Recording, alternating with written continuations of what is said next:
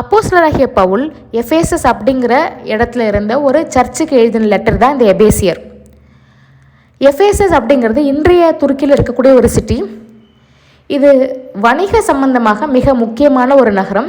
அன்றைய காலகட்டத்திலே இருந்த மிக முக்கியமான நகரங்களில், உலகத்திலே இருந்த மிக முக்கியமான 4 நகரங்களில் ஒன்று. இங்கே துறைமுகம் இருந்ததால் இதன் வழியாக தான் எல்லா வர்த்தகம் வணிகம் எல்லாமே நடந்தது. அதனால் இது ரொம்பவும் மிகவும் முக்கியம் வாய்ந்த ஒரு நகரம். அது மட்டும் இல்லை, இந்த எஃபேசஸ் அப்படிங்கிற நகரம் சென்டரில் இருந்ததால் எல்லா பிஸ்னஸும் இந்த எஃபேசஸ் வழியாக தான் நடந்தது. மிக இம்பார்ட்டண்டான ஒரு சிட்டியாக இருந்தது. அது மட்டும் இல்லாமல் வரலாற்று ரீதியாகவும் மத சம்பந்தப்பட்ட ரீதியாகவும் சுற்றுலா ரீதியாகவும் மிகவும் முக்கியம் வாய்ந்த ஒரு இடமாக திகழ்ந்தது. இங்கே டயானா என்று சொல்லப்படுகிற ஒரு கிரேக்க விக்கிரகத்துக்கு இங்கே உலக அதிசயங்களில் பழைய உலக அதிசயங்களில் ஒன்றான ஒரு கோவிலும் இங்கே இருந்தது. இது பலவிதமான காஸ்ட்லியான கற்களால் கட்டப்பட்ட ஒரு கோவில். இந்த டயானா என்பது பல மார்பகங்களை கொண்ட மகப்பேறு, குழந்தை, ஃபர்டிலிட்டி இதுக்காக வழிபட்டு வந்த ஒரு பெண் விக்கிரகம். இந்த கோவிலோட பிரகாரங்களிலேயே விபச்சாரம் உள்ளிட்ட பலவிதமான பாவ செயல்கள் நடைபெற்றது. அது கோவிலுக்கு மிக அதிகமான வருமானத்தை கொடுத்தது. இது எதுவும் தெரியாமல் நடக்கலை. இதுதான் அங்கே இருந்த கலாச்சாரமே அப்படி தான். இப்போ எப்படி கோவிலில் சர்ச்லலாம் கீ செயின் விற்கிறது அது மாதிரிலாம் விற்கிறாங்களோ, அதே மாதிரி இந்த டயானாவோட உருவம் பொறிக்கப்பட்ட வெள்ளி தகடு வியாபாரமும் இந்த கோவிலில் நடைபெற்றது. இது இந்த கோவிலுக்கு அதிகமான வருமானத்தை கொடுத்தது. அங்கே இருந்த வெள்ளி வியாபாரிகளுக்கும் அதிகமான வருமானத்தை கொடுத்தது. இப்படிப்பட்ட ஒரு காலகட்டத்தில் அப்போஸ்தலராகிய பவுல் இயேசு கிறிஸ்துவை பற்றிய நற்செய்தியை இங்கு பிரசங்கிக்கிறார். பல ஆயிரக்கணக்கான மக்கள் இயேசு கிறிஸ்துவை பற்றிய நற்செய்தியை ஏற்றுக்கொள்கிறார்கள், இயேசு கிறிஸ்துவை விசுவாசிக்கிறார்கள், இயேசு கிறிஸ்துவினால் ரட்சிக்கப்படுகிறார்கள். இதனால் அங்கே நடந்த அந்த வெள்ளி தகடு வியாபாரம் பெருமளவில் பாதிப்படைகிறது. அங்கே வெள்ளி வியாபாரிகள் எல்லாரும், அதில் முக்கியமாக டிமிட்ரியஸ் அப்படிங்கிற ஒரு வெள்ளி வியாபாரி அப்போஸ்தலராகிய பவுலுக்கு எதிராக பல கலவரங்களை தூண்டுகிறான்.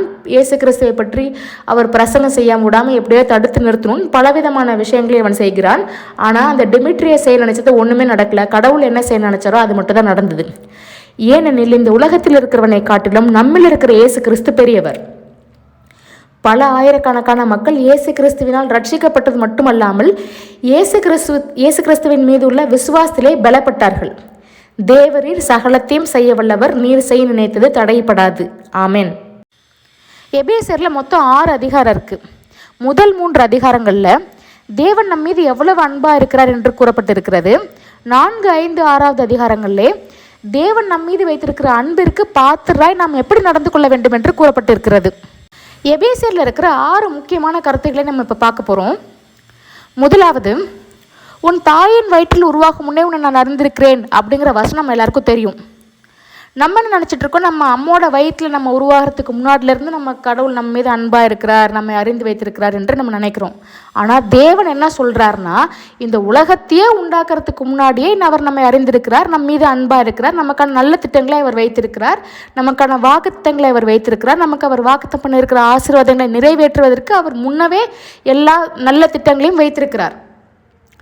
நமக்கு எப்படிப்பட்ட பெற்றோரை கொடுக்க வேண்டும், நமக்கு யாரை கணவனாக கொடுக்கணும், மனைவியாக கொடுக்கணும், நமக்கு பிள்ளைகளை கொடுக்கணும், நம்ம எல்லாரையும் எப்படி ஆசீர்வதிக்க வேண்டும், இது எல்லாமே கர்த்தர் ஆல்ரெடி முன்குறித்து வைத்திருக்கிறார். நமக்கு வாக்குத்தத்தை கொடுத்திருக்கிறார். அந்த வாக்குத்தம் பண்ணியிருக்கிற ஆசீர்வாதங்களை நிறைவேற்றுவதற்கும் அவர் முன்குறித்து வைத்திருக்கிறார். அதுக்கு ஒரு கேரண்டியும் கொடுத்துருக்காரு. என்ன கேரண்டினா, தன்னுடைய சொந்த பரிசுத்த ஆவியே நமக்கு டெபாசிட் கேரண்டியாக நமக்கு கொடுத்துருக்காரு. பரிசுத்த ஆவியை நமக்கு கொடுத்து அதுதான் அவர் தான் நமக்கு டெபாசிட் கேரண்டி. அவர் நமக்கு கொடுத்திருக்கிற வாக்குத்தங்களை அவர் கண்டிப்பாக நிறைவேற்றுவார், நமக்கு அவர் கொடுத்திருக்கிற வாக்குத்தம் பண்ணியிருக்கிற ஆசீர்வாதங்களை அவர் கண்டிப்பாக நிறைவேற்றுவார் அப்படிங்கிற நிச்சயமாய் டெபாசிட் கேரண்டியாக நமக்கு பரிசுத்த ஆவியானவர் நமக்கு கொடுத்திருக்கிறார். ஆமென். இரண்டாவதா, செடி கொடி ஆடு மாடு இதெல்லாம் கடவுள் படைக்கும் போது தன்னுடைய வார்த்தையை அனுப்பி ஆடு மாடு செடி கொடிகள்லாம் படைக்கிறாரு. வெளிச்சம் உண்டாக கடவுது அப்படின்னு சொல்கிறாரு, உடனே வெளிச்சம் உண்டாயிருது. ஆனால் நம்மளை படைக்கும்போது தான் கடவுளே முழுசாக இன்வால்வ் ஆகி நம்மளை படைக்கிறாரு. தன்னுடைய சொந்த சாயலை நம்மை சிருஷ்டிக்கிறார், தன்னுடைய சொந்த சுவாசத்தை நமக்கு கொடுத்து நம்மை படைத்திருக்கிறார். அவர் வைத்திருக்கிற நல்ல திட்டங்களை நம் மூலமாக இந்த உலகத்திலே செயல்படுத்துவதற்காக நம்மை சிருஷ்டித்திருக்கிறார், நம்மை படைத்திருக்கிறார், நம்மை உண்டாக்கியிருக்கிறார். ஆமென். நாம் நினைக்கிறதற்கும் வேண்டுகிறதற்கும் மிக அதிகமாக நமக்கு செய்ய வல்லவராக இருக்கிறார் அப்படிங்கிற வசனம் ரொம்ப ஃபேமஸான வசனம் எபேசியர்லேருந்து. ஆனால் இந்த வசனத்தை நம்ம முழுசாக படித்தோம் அப்படின்னா, நாம் நினைக்கிறதற்கும் வேண்டுகிறதற்கும் மிக அதிகமாய் நமக்குள் கிரியை செய்கிற அவருடைய வல்லமையின்படியே நமக்கு செய்ய வல்லவராக இருக்கிறார் என்று வேதம் குறிப்பிடுகிறது. நமக்குள் கிரியை செய்கிற அவருடைய வல்லமை அப்படிங்கிறத நம்ம கவனிக்கிறது கிடையாது. அப்போ அவருடைய வல்லமை நமக்குள்ளே கிரியை செய்யணும். அதுக்கு நம்ம என்ன பண்ணணும் அப்படின்னா, அவருடைய வல்லமையை நாம் விசுவாசிக்க வேண்டும்.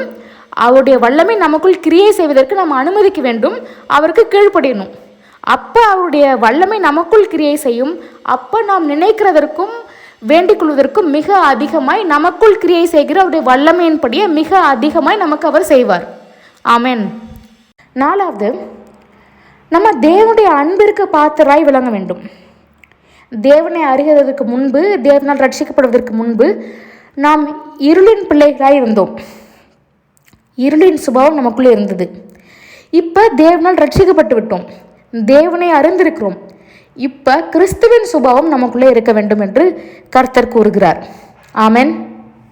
பாயிண்ட் நம்பர் 5, கணவன் மனைவியின் ஐக்கியம் கிறிஸ்துவுக்கும் சபைக்கும் இருக்கிற ஐக்கியத்தை போன்றது. இந்த கணவன் மனைவியின் ஐக்கியமாகவே கிறிஸ்து இருக்கிறார். அவர் தான் ராக் சாலிட் ஃபவுண்டேஷன். அதனால் நாம் அசைக்கப்படுவதில்லை. கிறிஸ்துவுக்கும் சபைக்கும் இருக்கிற ஐக்கியம் கணவன் மனைவியின் ஐக்கியத்தை போன்றது என்று தேவன் கூறியிருக்கிறார். ஆமென். 6வது பாயிண்ட், ஆவிக்குரிய யுத்தத்திற்காக தேவன் நமக்கு ஆவிக்குரிய ஆயுதங்களை கொடுத்திருக்கிறார். அதை பற்றி விளக்கமாக இங்கே குறிப்பிடப்பட்டிருக்கிறது. இதில் முக்கியமாக நம்ம கவனிக்க வேண்டிய ஒரு பாயிண்ட் என்ன அப்படின்னா, தேவன் நமக்கு முதுகுக்கு எந்த ஆயுதமும் கொடுக்கல. ஏன்னா நம்ம ஓடக்கூடாதுங்கிறதுக்காக தான். எதிரியை கண்டு ஓடக்கூடாது, எதிரியை எதிர்த்து நிற்க வேண்டும். கர்த்தர் நமக்காக யுத்தம் பண்ணுவார். சில சமயம் லேசாக எதிரி தலை தூக்குற மாதிரி தெரியும் பொழுது இந்த சூழ்நிலைகளை கண்டு நம்ம பயப்படக்கூடாது, தேவனை சந்தேகிக்கக்கூடாது. எதிரியை லைட்டாக தலை தூக்க விடுறதே பட்டுன்னு போடுறதுக்கு தான். சிவந்த சமுதிரத்தை பிளந்து இஸ்ரவேல் மக்களை கடந்து பண்ணும் பொழுது ஆல்மோஸ்ட் 18-20 கிலோமீட்டர் எகிப்தின் சேனைகள் எல்லாம் அவங்களை துரத்திக்கிட்டே வராங்க. சிவந்த சமுதிரத்தையே பிளந்தாச்சு, அந்த எகிப்தின் சேனைகளை தடுத்து நிறுத்த முடியாதா? அவ்வளோ தூரம் வர விட்டதே எல்லாத்தையும் மொத்தமாக மூழ்கடிக்க தான். அதனால் நம்ம ஒரு விஷயத்தை நல்லா புரிஞ்சுக்கணும். சேனைகளின் கர்த்தர் நம்மோடு இருக்கிறார், சேனைகளின் கர்த்தர் நமக்காக இருக்கிறார், சேனைகளின் கர்த்தர் நம் பட்சத்தில் இருக்கிறார். சேனைகளின் கர்த்தர் நமக்கு ஆணையிட்டு கொடுத்த வாக்குத்தங்களை கண்டிப்பாக நிறைவேற்றுவார். அவர் நமக்கு வாக்குத்தம் பண்ணியிருக்கிற ஆசீர்வாதங்களை நிச்சயமாக நமக்கு தருவார். கர்த்தர் காரியத்தை நிறைவேற்றி முடிப்பார். ஆமென்.